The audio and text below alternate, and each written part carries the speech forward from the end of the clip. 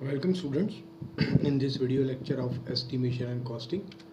हम estimation and costing की 8वीं unit that is estimation in foundry shop को पढ़ रहे हैं और आज इस वीडियो लेक्चर के माध्यम से हम जो न्यूमेरिकल अक्सर पूछा जाता है उसका हम उसको देखेंगे। यह न्यूमेरिकल कई बार परीक्षा में पूर्व परीक्षाओं में पूछा गया है। इसलिए यह जो न्यूमेरिकल है काफ़ी महत्वपूर्ण हो जाता है हमारे लिए कि हम इसे सही तरीके से समझें और इसे सॉल्व करने का प्रयास करें। So let's see one by one the steps we had taken. First we will check that how many times this numerical had been asked in past. तो मैं आपको इसका दिखाता हूँ, जस्ट अ मिनट।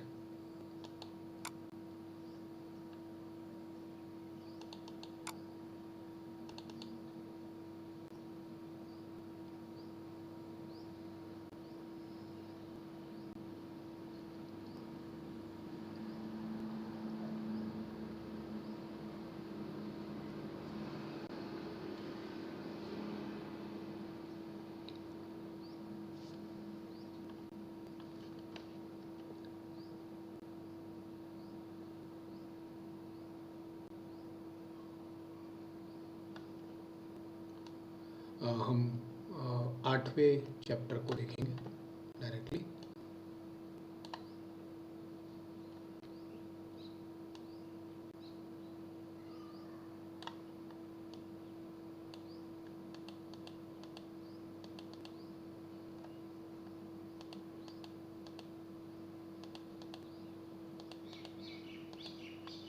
ये देखिए हम चैप्टर 8 देख रहे हैं। इसमें देखिए ये न्यूमेरिकल कई बार पूछा गया है और बहुत कम बार यह एज इट इज़ पूछा गया है। हर बार कोई डायमेंशनल थोड़ा सा चेंज करके ये पूछा जाता है। तो क्या डायमेंशन चेंज है इसमें, इसको भी हम देखेंगे।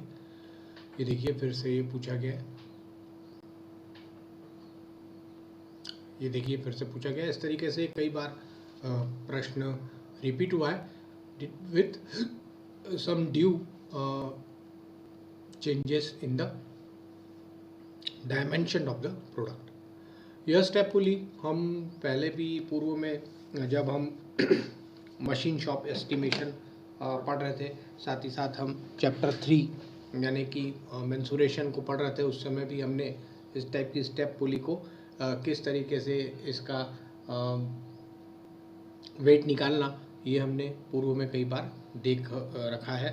But this is quite different क्योंकि हम फाउंड्री पढ़ रहे हैं। तो जिस तरीके से फाउंड्री में हमें 3 मुख्य कॉस्ट का ध्यान रखना पड़ता है, जिसमें कि प्रमुखतः मटेरियल कॉस्ट और estimation cost, pattern cost and then on cost. इस तरीके की जो हमें कॉस्टिंग करनी पड़ती है, इसको ध्यान में रखते हुए हम इस न्यूमेरिकल को सॉल्व करने का प्रयास करेंगे। सो let's see the numerical first. Find the cost of 2000 CI pulley shown in figure. यानी कि आपको 2000 कास्ट आयरन पुल्ली जैसे कि फिगर में बताई गई है उसकी कॉस्ट निकालनी है। Its surface are to be machine after casting. इसकी जो सरफेस है हम कास्ट आयरन की बना रहे हैं और आफ्टर मोल्डिंग प्रोसेस कंप्लीट करने के बाद, कास्टिंग प्रोसेस कंप्लीट करने के बाद हम इसको मशीनिंग करनी है, मशीन्ड है ना, ध्यान रखेंगे। The pattern is supplied by the customer itself. Pattern customer दे रहा है तो हमको पैटर्न कॉस्ट निकालने की आवश्यकता नहीं है। Following data can be use. हम यह डेटा ले सकते हैं। तो कौन कौन सा डेटा दिया हुआ है इसको थोड़ा समझने का प्रयास करते हैं। पहला दिया हुआ है कॉस्ट ऑफ मेटल। मेटल कितने का है पर केजी, तो ₹5 पर केजी दिया हुआ है। Moulds prepared by each worker per day is equal to 20। मतलब 20 मोल्ड एक वर्कर बनाता है, यानी कि हम टोटल 20 कास्टिंग एक दिन में कर सकते हैं। यदि हम 2000 की कॉस्टिंग निकालें, 2000 पीस हमको बनाने और एक ही वर्कर यदि उसको बना रहा है तो 20 डिवाइड बाई 2000 करेंगे, यानी कि हम कितने दिन में बना सकते हैं। तकरीबन 100 दिनों में हम ये 2000 कास्ट आयरन पुली एक वर्कर के द्वारा बना सकते हैं। दूसरा तीसरा दिया हुआ है melting charges 20% of metal cost, यानी कि आपकी कॉस्ट ऑफ मेटल दी हुई है 5 रुपये पर केजी, तो उसको गलाने का, मेल्ट करने का उसका चार्जेस कितना आएगा, इस 5 रुपये का 20% ऑफ मेटल कॉस्ट।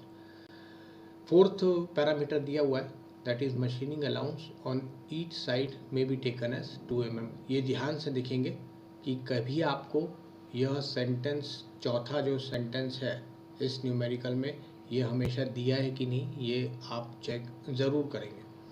उसके बाद वेजेस ऑफ ईच मोल्डर, जो पैटर्न की सहायता से मोल्ड बनाते हैं उसे हम मोल्डर कहते हैं, मोल्डिंग कहते हैं, और उसको बनाने वाले को मोल्डर कहते हैं। दैट इज़ जैसे हमने पूर्व में भी देखा था, कारपेंट्री का यदि आप काम कर रहे हैं, पैटर्न यदि आपने वुड्स का बनाया तो we called him at wood carpenter. ठीक उसी तरीके से मोल्डर का बनाएंगे तो हम उसे मोल्डर कहते हैं। तो उसकी वेजेस कितनी है, ₹16 per day. Density of cast iron 7.2 gram per CC, और ओवरहेड चार्जेस दिए हुए हैं 25% ऑफ मेटल कॉस्ट। यानी कि हमको इन सारे कॉस्टिंग्स को मोटे मोटे तौर पर यदि मैं देखूं नंबर 1 से, तो कॉस्ट ऑफ मेटल ये हमारी मटेरियल कॉस्ट है, मोल्टिंग चार्जेस ये हमारे पैटर्न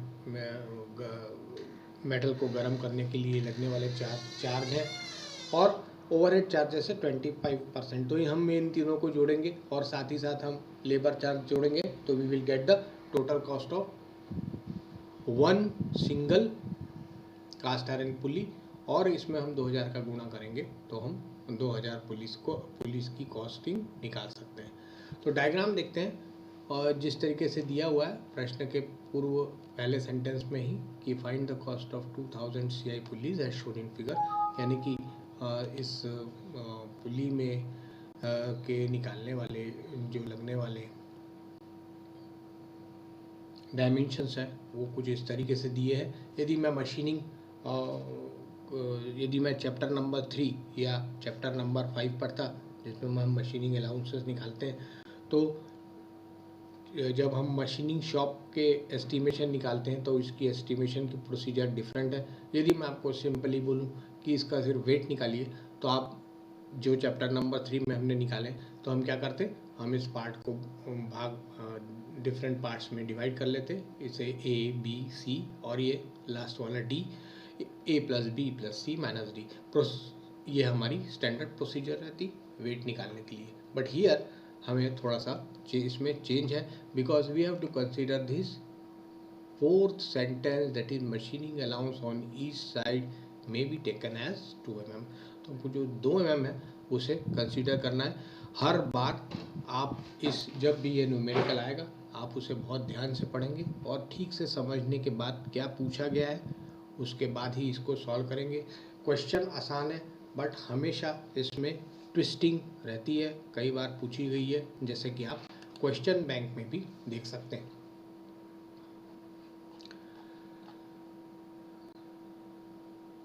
ये देखिए कुछ इस तरीके से आपको ये डायग्राम हमेशा सेम एज इट इज मिलेगा,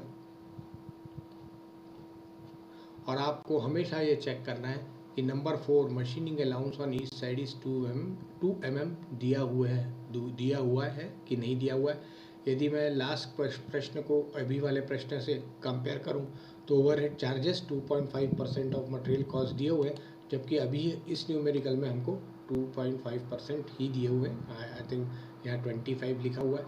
तो इस तरीके से आप कंपेयर ज़रूर करिए कि व्हाट जो दिया गया है और जो पूछा गया है वो अलग अलग है या नहीं। तो आप बहुत ध्यान से इस न्यूमेरिकल को कई बार पढ़ेंगे, उसी के बाद सॉल्व करेंगे, because there are many parameters you have to remember while solving this numerical. तो हम इसका साइज को करते हैं, रीसाइजिंग करनी पड़ेगी। हमको पता है कि हमने पैटर्न अलाउंसेस पढ़ रखे हैं और इस पैटर्न अलाउंसेस में हम जो दिया हुआ पैटर्न है उससे थोड़ा ज़्यादा लेते हैं ताकि मशीनिंग करते समय वो जो एक्स्ट्रा मटेरियल है वो रिमूव हो सके। लेकिन एक्स्ट्रा मटेरियल है तो हमको हर जगह उसको एक्स्ट्रा नहीं लेना है, कई जगह हम छोड़ते भी हैं। तो ये सारी चीज़ें हम अभी इस न्यूमेरिकल के माध्यम से देखने का प्रयास करेंगे, बिकॉज जैसे ही हम बढ़ेंगे तो आगे तो आपको यह डायग्राम ही जैसे मैं एक्सप्लेन करने लगूंगा, so you will start confusion. और यदि ये डायग्राम आपको समझ में आ गया, दिस इज 15.5, यदि आपको 15.6 समझ में आ गया तो आप ये समझ लीजिए कि आप बहुत आसानी से इस प्रॉब्लम को सॉल्व कर सकते हैं। सो लेट्स सी कि आपको ये जो 7 पैरामीटर्स दिए हुए हैं ये आपको समझ में आ गए होंगे। और हम अभी अपना कॉन्सेंट्रेट इस डायग्राम को करते हैं जिसमें कि हम पैटर्न बनाएंगे, इस पैटर्न को रीमॉडिफाइड करेंगे, रीडायमेंशनिंग करेंगे ताकि हम इसकी मोल्डिंग कर सकें। और ऐसे हमको 2000 बनाने। सो फर्स्ट ये डायमेंशन हमको दिए हुए हैं और इस डायमेंशन में देखिए इसको समझने का प्रयास करते हैं कि ये दिया हुआ है 11.6, यह दिया हुआ है 4 इसकी लेंथ, यह डायमीटर है। ऑफ कोर्स ये डायमीटर यानी कि 5 लिखा नहीं है, बट इट इज़ अंडरस्टैंडेबल कि यह डायमीटर है, दैट इज़ 11.6। इस तरीके की कन्फ्यूजन्स हम पूर्व में भी सॉल्व कर चुके हैं। This is its length 4, this is length 4, इसका डायमीटर है 8.6 सेंटीमीटर, इसकी लेंथ है 3.8 सेंटीमीटर और इसका डायमीटर है 5.6 सेंटीमीटर। और इस अंदर वाले ये देखिए यहाँ पर ये 5 सेंटीमीटर दिया हुआ है और ये 3.4 सेंटीमीटर दिया हुआ है, यह टोटल। यहाँ पर भी थोड़ा सा मिस्टेक है, this 3.4 is the internal diameter. ये डायग्राम सही नहीं बना है, तो यू शुड अंडरस्टैंड कि इफ दिस इज 5.6 तो ये 3.4 हो ही नहीं सकता। सो ये अंदर का जो डायमीटर है, this is internal diameter which we have to remove the material, it is given as 3.4 centimetre. Do not confuse in, kindly do not confuse in this. अब देखिए हमको जो मुख्य रूप से देखना है, that is machining allowances on each side may be taken as 2 mm. 2 mm मतलब 0.2 what सेंटीमीटर। तो हम एक और नया डायग्राम बनाएंगे जिसमें हम इस मशीनिंग अलाउंस को कंसीडर करते हुए और उसको ऐड करते हुए नई डायमेंशनिंग अपने पैटर्न की देंगे और इसी पैटर्न के माध्यम से हम मोल्डिंग करने के पश्चात उसकी कॉस्टिंग निकालेंगे। तो चूँकि हमको मटेरियल का जो कॉस्ट ऑफ मेटल दिया हुआ है ₹5 और बाकी की सारे पैरामीटर्स, मुख्य जो पैरामीटर्स है वो इस पर डिपेंड है, तो हम क्या करेंगे कि सबसे पहले इसका वेट निकालेंगे। वेट निकालने के बाद उसे दिए हुए केजी से गुणा करेंगे कॉस्ट ऑफ मेटल से और बाकी के चीज़ों पैरामीटर्स को निकालने का प्रयास करेंगे। तो ये हमारा एक इस तरीके का लाइन ऑफ एक्शन रहेगा इस प्रॉब्लम को सॉल्व करने के लिए। So here if 11.6 is given as diameter और यदि अब मैं उसे चेंज करूं, so what will be the total diameter of this portion, the biggest diameter, that is 11.6। ध्यान देंगे 11.6 आप देख सकते हैं इस डायग्राम में यहाँ लिखा हुआ है 12, यानी कि मैंने 0.2 और 0.2 सेंटीमीटर क्यों लिया मैंने, because machining allowance is given as 2 mm, centimetre में लेंगे तो 0.2 सेंटीमीटर, तो 0.2 प्लस 0.2 दैट इज 0.4, तो मैंने 11.6 सेंटीमीटर प्लस 0.4 किया, so that is the new diameter is of section A is 12 centimetre. इसकी लंबाई को इसकी चौड़ाई को देखेंगे, लेंथ को देखेंगे, तो यहाँ पर भी हमने 0.2 प्लस 0.2 किया है तो ये आ गया 4.4। ध्यान देंगे इसमें बहुत ज़्यादा, ये इसको देखते हैं 8.6, 0.2 प्लस 0.2 जैसे ही हमने जोड़ा तो डेट इज 0.4 और 0.4 plus 8.6 centimetre, now it becomes 9। तो ये जो नया डायमेंशन है इसका that is 9 centimetre. 5.6 plus 0.2 plus 0.2 दोनों साइड से हम जानते हैं मशीनिंग में हम जब भी मशीनिंग करते हैं तो एक बार यदि डायमीटर हम काट रहे हैं यहाँ से तो ऑटोमेटिकली एक सपोज 1 mm हम यहाँ से काट रहे हैं तो 1 mm यहाँ कटता है, तो उसको हम कंसिडर करते हैं 2 से, इसलिए हम 0.2 यदि यहाँ काट रहे हैं 2 mm यहाँ काट रहे हैं तो ऑटोमेटिकली 2 mm यहाँ कम हो जाएगा। So 2 + 2 4 that is in millimetre, converting it in centimetre, so हमें मिलेगा 0.4 centimetre. We will add in 5.6 plus 0.54 और प्लस 0.4 इज इक्वल टू 6। तो इस तरीके से आप देख सकते हैं 11.6 डायमीटर हो गया 12, 8.6 हो गया 9 और 5.6 हो गया 6। इसके बाद हम जो ये छोटा डायामीटर है, इंटरनल डायामीटर D, जिसे हम हमेशा लेते हैं अंदर वाला पार्ट, हम और इसको डायग्राम देख कर भी हमने इतने प्रोडक्ट्स का वेट निकाला है, तो हम यह देखकर समझ सकते हैं कि A + B + C - D is equal to हमारा जो वेट होगा, जो वॉल्यूम होगा, वो वॉल्यूम हम ऐसे निकालेंगे। So now this 3.4 + 0.6 is equal to 4। यहाँ तक भी ठीक है और आप बहुत क्लियरली देख सकते हैं 4, 12, 9, 6 किस तरीके से आया और आप आसानी से समझ गए होंगे। The real thing you have to remember is these length. जब हमने पहली लेंथ ली 12 सेंटीमीटर की, तो देखिए 4 + 0.4, 0.2 + 0.2, 0.4, तो ये 0.4 हमने सही तरीके से लिखा है 4.4। लेकिन जो दूसरी लेंथ है 4 सेंटीमीटर, उसको हम देखिए एज इट इज़ 4 रखे हुए हैं। तीसरा जो है देखिए 3.8, उसमें हमने सिर्फ 0.2 को जोड़ा है, न कि 0.4।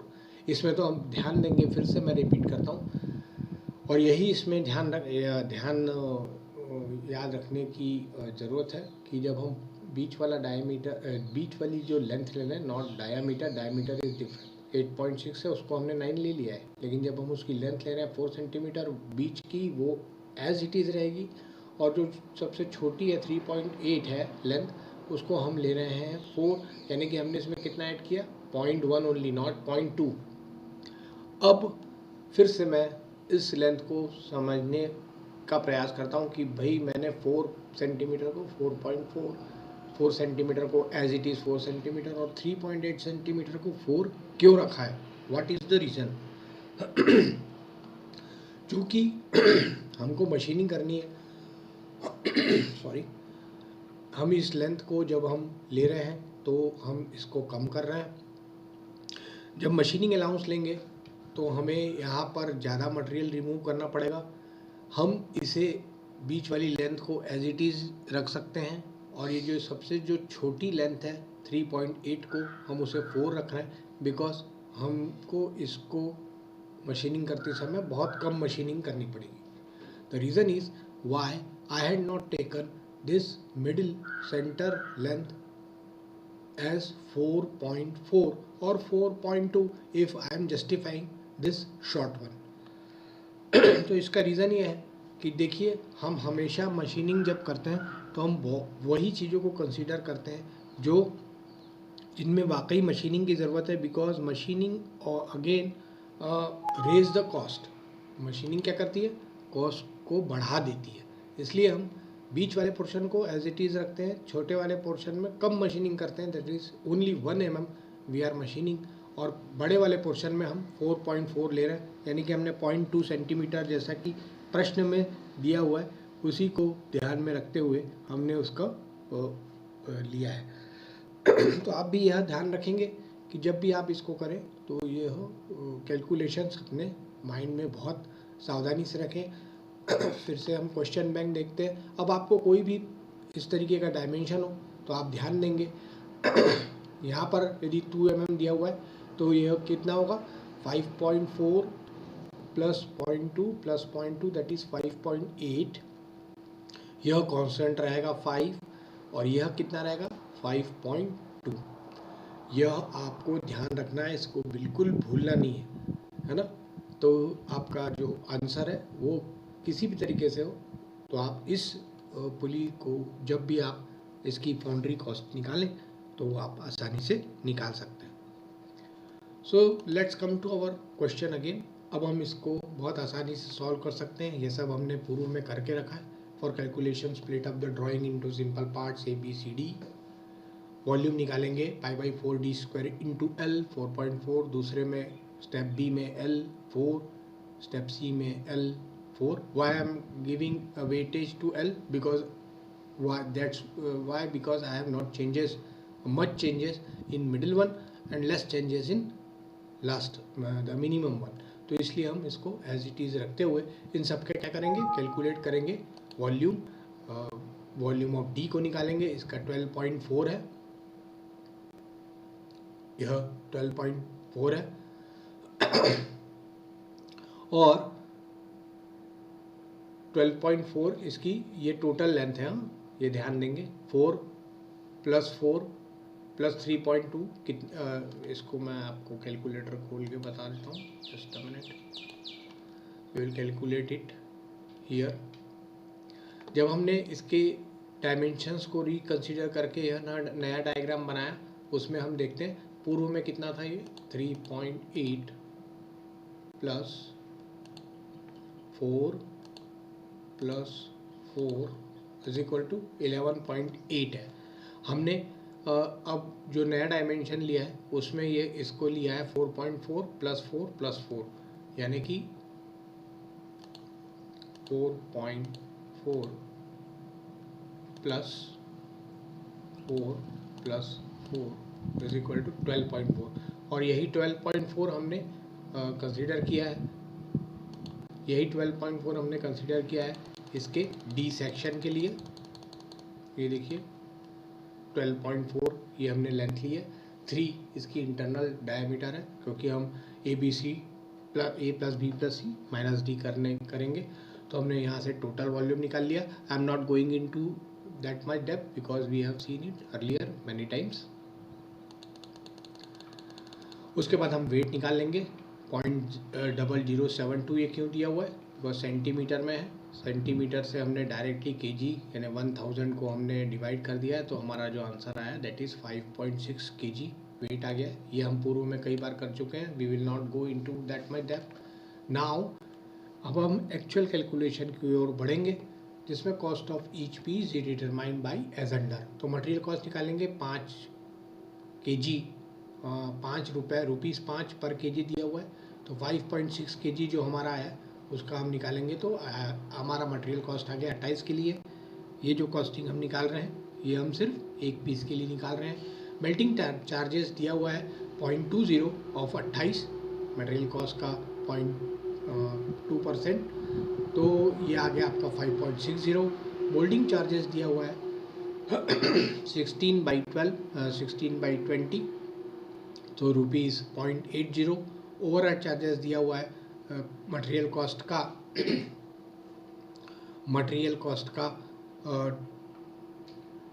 25%, तो हम ये निकाल लेते हैं ₹7, और इस तरीके से हम टोटल कॉस्ट को जोड़ देते हैं, तो ये हमारी एक पीस की कॉस्ट आती है दैट इज़ ₹41.40। 2000 कास्टिंग के लिए हम 2000 से मल्टीप्लाई करेंगे and we will get the answer in thousands rupees, 82,800 rupees. Now इस पूरे प्रश्न में हम यदि देखते हैं तो we have to kept in mind the dimension. I am summing up this video lecture, तो फिर से एक बार ध्यान देंगे जो मैं आपको बता रहा हूँ, आप यह सारी चीज़ें बहुत आसानी से समझ सकते हैं, what ever parameters given here, तो इसे आप बहुत अच्छे से समझ सकते हैं। Just a minute. Mould prepared by each worker per day, ये देखिए 20 दिया हुआ है, और यहाँ पर देखिए लेबर कॉस्ट निकालते समय ये 20 / 16 दिया हुआ है, तो ये 16 मोल्डिंग चार्जेस दिए हुए हैं 0.80, और हम ऐसा निर्धारण करते हैं कि इस तरीके से हम मोल्डिंग चार्जेस निकालते हैं, यानी कि हम ये जो लेबर कॉस्ट निकाल रहे हैं ये 16/20 को कर रहे हैं। सबसे पहली चीज़, the next thing we have to see that these 2 dimensions which I have explained you earlier, that is 11.6 का 12, 8.6 का 2 गुना 0.4 जोड़ेंगे तो 9, और 5.6 का में 0.4 जोड़ेंगे तो 6, so and so on.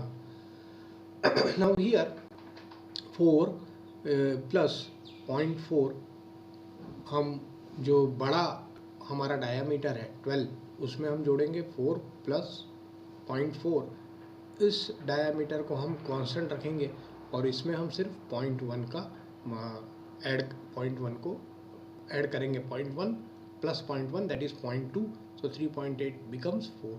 तो जो हमारा नया डायग्राम आया इसे ज़रूर ध्यान रखेंगे। So students, kindly whenever you will solve this question, remember this middle one is constant and the lesser diameter we always add 0.2 in this dimension. तो यदि आप इस लेंथ के कैलकुलेशन को सिर्फ ध्यान में रखेंगे तो आप काफ़ी आसानी से इस न्यूमेरिकल को बहुत आसानी से आप सॉल्व कर सकते हैं। तो ये आपको मतलब कहेंगे कि थोड़ा सा डिफ़िकल्ट है, ट्विस्ट है इसमें, तो इसलिए इसको ध्यान में रखना है। दूसरा, ये जो कॉस्ट ऑफ मेटल आप निकाल सकते हैं, यदि मैं इसको फिर से एक बार रिवाइंड करूं तो कॉस्ट ऑफ मेटल आप निकाल सकते हैं। आप वॉल्यूम निकालिए, वेट निकालिए, मल्टीप्लाई करिए। ये mould prepared by each worker per day है, 16/20 करना है, यानी कि पर डे की सैलरी 16 है और ईच वर्कर 20 बना रहा है, तो हमको 16/20 करनी है वेजेस निकालने के लिए मोल्डर के। तो ये 2 और 5वां जो पैरामीटर है, ये दोनों एक साथ सॉल्व कर सकते हैं। Rest of the thing are given in percentage, that is melting charges percentage में दिया हुआ है, साइमल्टेनियसली ओवरहेड चार्जेस भी इसमें दिया हुआ है, और 7.2 ग्राम पर सीसी तो हम डेंसिटी कास्ट आयरन की दी ही हुई है और हमको याद भी होनी चाहिए। तो इस तरीके से आप काफ़ी आसानी से इस न्यूमेरिकल को सॉल्व कर सकते हैं, कॉन्फिडेंटली सॉल्व कर सकते हैं। And this numerical had been asked many times. I am very hopeful कि यह न्यूमेरिकल फिर से पूछा जाएगा।